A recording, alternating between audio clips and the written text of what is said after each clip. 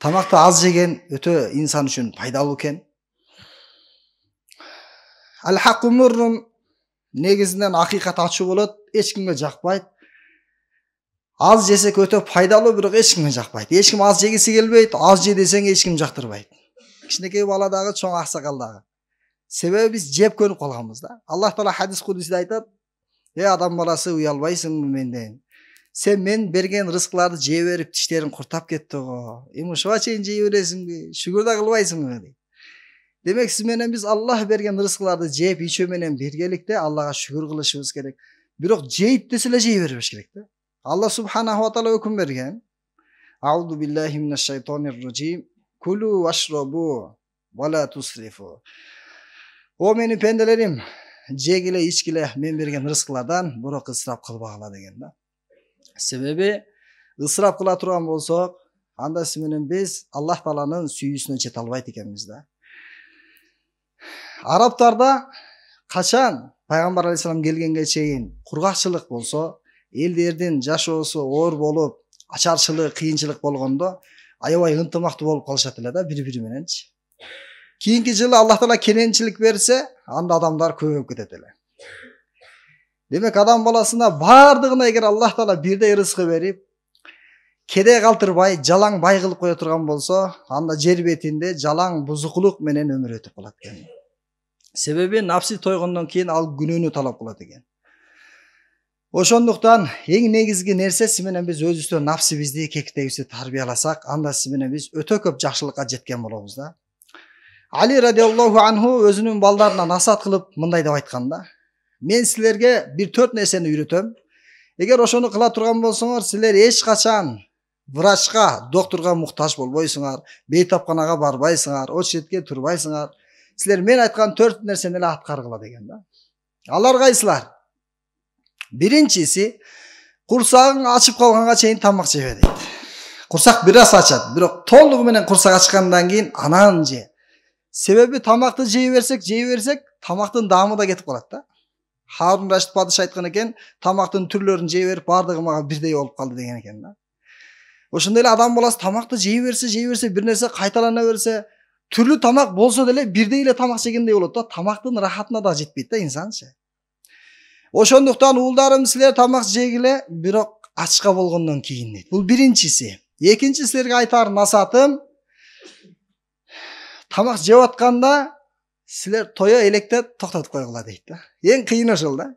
Жегиң келип атат, бирок токтотуп коюш өтө кыйын да. Бирок пайдалуу экен.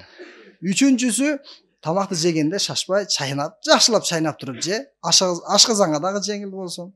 Ден соолукка өтө пайдалуу экен да. Бүткүл оорулар ашказандын себебинен кыймылга келет.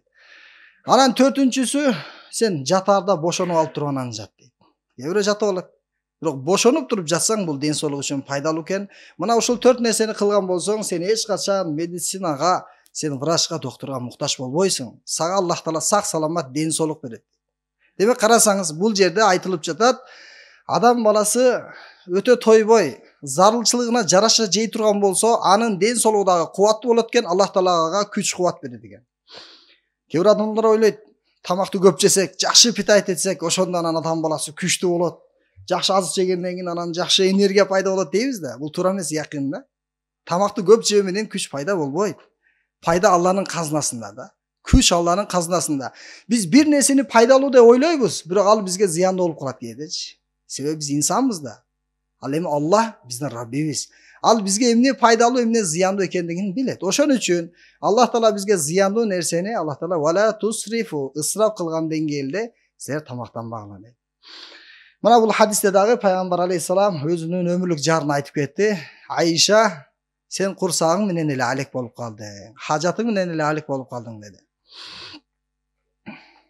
Ошондой эле Айша радиаллаху анханын дагы бир насааты келет. Жаласту аби инда Расулиллахи саллаллаху алейхи ва саллам фaqal ма юбкик ин кунти туридина al-luhuqa bi falyakfiki min ad-dunya mithlu zad ar-rakib ولا تخالطين الأغنياء. Айша апабыз айтат, бир жолу сүйүктүү пайгамбар алейхисаламдын алдында отурдум, пайгамбарыбыздын өмүрлүк жары. Анан ыйлаган экен да Айша радиаллаху анхачы. Пайгамбар алейхиссалам себебин сурады. Эмне үчүн ыйлап жатасың о Айша десе. Ин кунти туридинал хукби. Эгерде сен мага жолугууну, сен мени менен бейиште чогуу болууну, бул жашоодо эми чогусуң. Эми бейиште дагы чогуу болууну кааласаң, анда сен дүйнөдөн бир мусафир адамдын ракиб, сапарга чыкканда адам баласы бир түйүндү түйүп алып, мисалы 3 күнгө 40 күнгө чыкканда бир эле пакет менен өмүр өтөт го 40 күнчө. Ошондой эле бир адамдын азыгы сага жетет өмүр бойлук жашооңо. Сен бай адамдарга көп аралашпа дейт. Эмне үчүн бай адамдарга көп аралашпа? Адам баласы таасир алуучу болуп жаралган да. Ар дайым адам баласы таасир алып турат. Ааламдагы ар бир кубулуш инсан үчүн таасир берет да. Кой баккандар кой мүнөз болот, жоош болот. Таасир өтөт да. Уй баккандар, жылкы баккандар өзүнчө эле жылкыдай болуп турат мисалчы. Төө баккандар мындай кекчил болуп, ар бир жаныбардын, мисалы аял менен жүрө берсең, аялдын сыпаты өтүп кетет сага.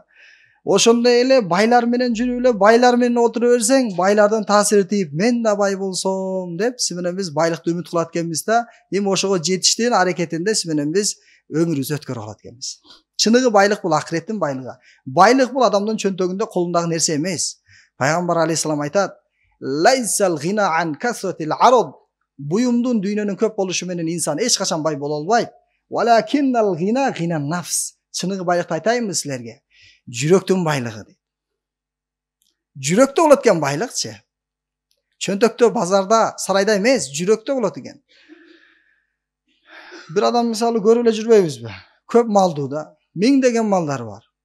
Эми бир койду сатып бир жакшы кийинип албайсыңбы десе, жок, сатпайм дейт. Неге сатпайсың десе, анда 999 болуп калат да дейт. Кем калат деген да. Эми ошол байлыктын орусу жаман экен да. Бул адам баласы байлыкка сыйынып кетсе абдан жаман. Пайгамбар алейхиссалам хадисте айтты: "Луина абду динари ва луина абду дирхам." Алтын күмүштүн, байлык бийликтен кулдары Алланын каргышына калып кетти дейт да. Берсең разы болот, бербесең наразы болот. Бул эмне деген жашоо? Бир адам сага берсе, сен ага бересиң, ага жакшы мамиле кыласың, бербесе мамилени үзүп саласың. Бул адамгерчилик эмес да бул. Ошондуктан сиз менен биз адамгерчиликке келиш үчүн сиз менен биз дүйнөдөн оолак болот экенбиз. Анан сиз менен биз өзүбүздүн нафсибизди тарбиялайбыз. Аз гана нерсеге канааттанып ыраазы болсок, Аллах Таала сиз менен бизге ошол аз нерседе дагы Аллах Таала көптөгөн ийгиликтерди берет да. Бай адамдар менен аралашпа деди. Себеби бай адамдын казанына олтуруп тамактангандан кийин сен өзүңдүн рызкыңа Алла берген жакшылыгыңа ыраазы болбой каласың да. Жота жеген тамагың анча болбой калат. Ошол байдын казанынан жеген тамакты эңсей бересиң. Ошон үчүн байлардын таасири тиет дагы. Сиз менен биз бул жашоодо өзүбүздүн курсагыбыз менен алек болуп калабыз ошентипчи. Ошондуктан сиз менен биз бул жашоодо аз гана нерсеге канаат кылышыбыз керек экен.